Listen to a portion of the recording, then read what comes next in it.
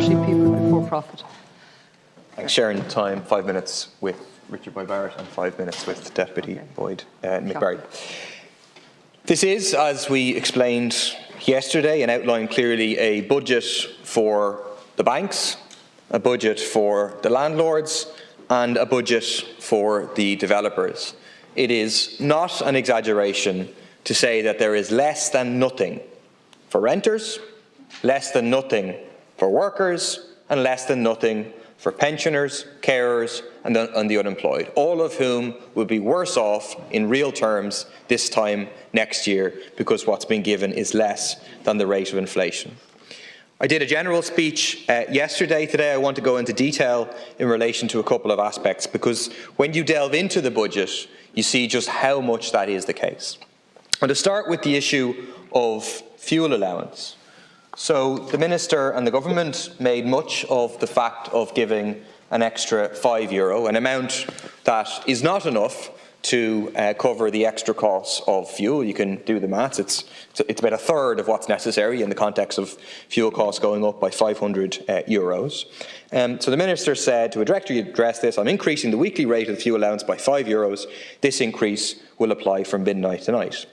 He went on to say, I'm also increasing to €120 the amount of means allowed above the maximum state pension contributory rate for the fuel allowance. What he didn't say there was, when is that going to be introduced? Clearly people were intended to be left with the impression that, just like the rate, that the means test is also increasing immediately. I've been dealing with a guy who is a pensioner, his wife's a pensioner, that's the income they have, they have a small amount of extra income, and between them they are €5 over the current means test. And then he heard the news that, OK, they've increased it by €20, great, they'll be able to afford fuel this winter. But what did I hear from the Department of Social Protection today? That the new means test will not apply until the 6th of January next year. That is cruel, that is mean, it is downright scabby. Not to just say that we're going to allow people to pay for their fuel from now. To say that he has to wait until January before he can get fuel allowance. What is he and other people in his position meant to do? How are they meant to pay their fuel this winter? Why are they expected to wait until January? I would urge the Government, even at this late stage, to change that, to say that even that limited change in allowance, which still excludes those in illness benefit, excludes those in PUP, that change should be brought in immediately. Second point, very quickly, is in relation to Minister Ryan, who looked very pleased with himself yesterday and today with claims of green fingerprints on the budget. But actually the Minister was caught red-handed, proposing a dramatic 18% cut in the PSO subsidy for public transport. Last year the Government gave €659 million in the public service obligation payments to CIE, etc. Next year, Minister Ryan wants to give only €539 million.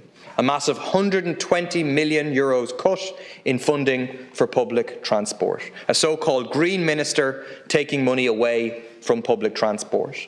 On top of that is the cut. On top of that cut to current spending on public transport is what certainly looks like in the budget books a massive cut in capital investment. Massive cuts in the sustainable mobility, carbon reduction in public transport, amounting to an incredible €1.69 billion compared to last year. How on earth has a Green Minister for Transport signed off on such swinging cuts? Finally, I want to deal with the question of the tax credit for the gaming industry. It's a growing industry in Ireland, but it's an industry, and there was no mention of this by the Minister, but where working conditions are very poor. There's huge pressure on people to work very, very long hours, particularly at crunch time, where only 15% get paid for overtime. 15% is those who are on less than a living wage. The vast majority of them don't get any pension contribution from their employer. And the Minister says, it's in the budget book, that we're going to have a condition of it to be quality employment like with the film. industry. But Minister, it cannot be the same tick box exercise that they say, oh yes, we'll abide by the laws in relation to employment, and then they get the tax credits. At the very minimum, in order to be able to avail of them, there needs to be a commitment to abide by all of the WRC codes of practice, to pay at least the living wage, to guarantee staff's right to disconnect, paid overtime and proper pension provision. Thank you. So the Taoiseach told the Dáil this morning that new rent caps are on the way. Now, the way things are going, the Minister for Housing is going to end up with more caps than Robbie Keane. First of all, it was a 0% cap. That was okay. Then it was a 4% cap. Then the cap was the rate of inflation. And now it's going to be something else again. Well, let me spell it out to you, and please bring the word back to the Cabinet. A 3% cap will not be acceptable. A 2% cap will not be acceptable. A 1% cap will not be acceptable. A rent freeze might be acceptable to some, but for many, even that won't be acceptable at this stage. Rents are simply unaffordable and need to be cut, not just frozen. Now, Minister Paschal Donohoe told the Dáil yesterday, consumer price inflation is expected to reach 3.7% in September, which would be the highest rate since June of 2008, more than 13 years ago. I'm surprised that this information hasn't received more attention in the last 24 hours. 3.7% inflation for September would represent an increase of nearly a full percentage point from the 2.8% recorded in August. At that rate of increase, inflation would rise to 6.4% by the end of the year. Now, to be clear, I'm not saying that it's going to reach that figure, but I don't think the government ministers can give a guarantee that it won't. Certainly don't think they're in a position to do that. So I put it to the Minister that if you want to take strong action against inflation, you should use the weapon of price controls and use them to the full. So price control number one, legislate to control rent, not a 0.5% or a 1% reduction. Rent cuts, or at the very least, freeze rents. Price control number two, legislate to set a tough maximum price per unit of gas, electricity, home heating oil, etc. The market is delivering inflationary price rises. The market mechanisms must be strongly overridden in the interests of people and in the interests of our society. The controversy over the free contraception package is both interesting and instructive. Once upon a time, the reaction to such a proposal would have been led by the Catholic right, saying that the government had gone too far. But in 2021, reaction comes first and foremost, overwhelmingly, from a progressive, secular viewpoint, which says this does not go far enough. That all women should benefit, not just those aged 17 to 25. That it should also be for men and for non-binary people. That contraception is not just the responsibility of women, that the proposal in effect is a sexist proposal, that the repeal movement proposed free contraceptive for all 5 years ago, and the government are dragging their heels. Now, the government have reacted by saying, yeah, but it's just a start. Well, if it's just a start, and you intend to roll it out further now, and make provision in this budget for the finance to roll it out further now, rather than wait for another year, and I'm inviting comment on that issue. In conclusion, someone said to me yesterday that they thought it was a tired budget delivered in a tired and uninspiring way. It was certainly met by a collective meh by the mass of the people. One wit on the street of Cork told the Evening Echo that he was waiting on his fiver so as he could go off to the Costa del Sol. The reality, of course, is that his fiver will hardly get him a cuppa at the Costa del Coffee. But there is a point here. I think that the government ministers, collectively, are tired perhaps by the 18 months of the pandemic. But on a deeper level, this government is tired in the sense that it has no vision, a pro-business government which does not have the tools to solve the problems caused by the major failures of the market. All they can do is tinker, tinker and tinker again, hanging in there, clinging to power. But the tide of history is against them now, and deep down, I think they know that.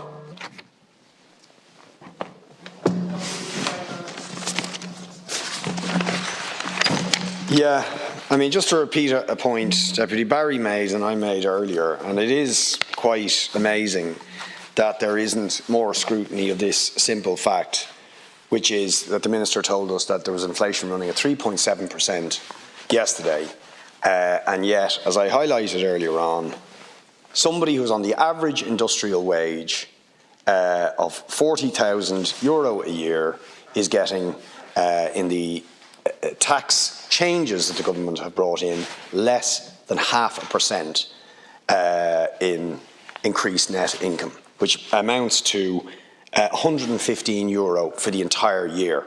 So that's not even National Fiver Day. I think if you do the maths, that works out at slightly over National €2 and a bit Day for somebody on average industrial earnings. Similarly, those on median wage, about 30,000, 0.5%. And that's against the background where they have seen multiple energy price hikes, which will amount to €500, €600, €700, €800, most of whom, those working people, won't get a fuel allowance at all. But even for those who do, it won't nearly cover the cost. You're going to load them with carbon tax. Many of them are paying property tax increases. And I just want to warn the government, there's a lot of anger building up over the bills that people are starting to receive now as they are put into higher valuation bands and are facing increased bills on their own homes. So against that, the truth is you have cut people's income. You've cut it when you take into account. And that's what inflation does. Inflation is a way of taking back from working people. As prices rise, you are eating into the income that people have. They have less money for the bills, they have less money to pay the rent, they have less money to pay for things for their children, and all the myriad of costs that are rising. And of course, the most important of those is the cost of accommodation. And absolutely zero zilch. No mention of renters anywhere in the budget speeches, anywhere in the budget books. No mention of the student accommodation crisis. I just come from the student protest there, where they are absolutely raging. No mention of the situation they're in, and contempt from the Chief Executive of the Dublin City Council about their plight. Yes, and the Minister nods. But let's be clear. The proliferation of for-profit development all over this city, which is at the centre of this debacle, has been facilitated by successive governments involving or supported by Fianna Fáil, Fine Gael and their coalition partners, where this stuff was allowed. You just have to walk out of the door of this place. Hotels, apart hotels, co-living developments, SHDs, you name it, all totally unaffordable, extortionate rents, tax breaks to beat the band for these people, but actually diverting the labour and the building capacity that is necessary to actually deliver affordable student accommodation and public and affordable housing. So people are being ripped off by stealth with this budget in its failure to deal with those things when the cost of all those things are rising for people. I just want to add to the point about transport. I mean, I heard a anchor broadcaster say today, every department got extra money. No, they didn't. Transport saw a cut of 4%. That's a significant cut, but it's even worse when it's from a Green Minister. I mean, seriously? We need massive investment in public transport, cheaper, more frequent, more public service routes, and the public service obligation budget cut. And some of these figures, I don't know if they're misprints, but I am absolutely gobsmacked at this. Programme B, Transport, Capital, see I read the appendices, you have to read the appendices of these things. Programme B, Sustainable Mobility, Carbon Reduction and Public Transport. Last year, budget 2.4 billion. This year, budget 900 million. dramatic reduction. Okay, and similarly on climate leadership, it's called another drop. I haven't got time to find the, oh, there it is, 218 million last year, 96 million this year.